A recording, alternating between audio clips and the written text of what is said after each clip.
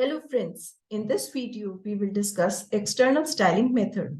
So CSS rules can be contained in an external style sheet file. So how to do so? Let me show you the file first.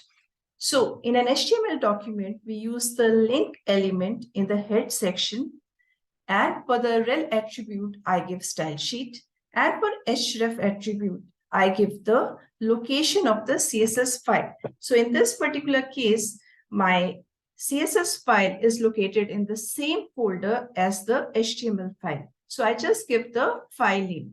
Suppose the CSS file and the HTML document are located in two separate locations, then you need to give the entire address followed by the file name in the href attribute. So once you give so, the style sheet, the external style sheet is linked to the HTML document. So in the external style sheet, you can give whatever styling properties you want for the HTML documents in a separate file. So when we do so, please make sure then when you save this file, it should be cascade style sheet file. So the extension is .css. Also, you can come to know, so once you save it, if you see the type shows here cascading style sheet document and not any doc or a Word document or a HTML document, it will show you clearly that this is a CSS document. So whatever properties you want to give for the HTML document, you can mention it here for the styling part. So in this example, I've given the background color is light blue, then the font color for heading is red, and it is center aligned. The HR is 2 pixels solid red with some border radius, and paragraph has a font size of 25 pixel and color blue. So if I show you the documents, see, for both the documents, I apply the same set of properties. So for doing that, you just need to do it.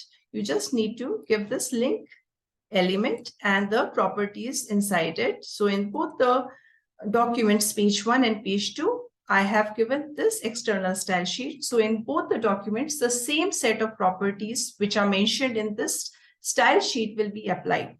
So because I have given the same style sheet, I've referenced the same style sheet through external file, both the documents will have the same set of properties.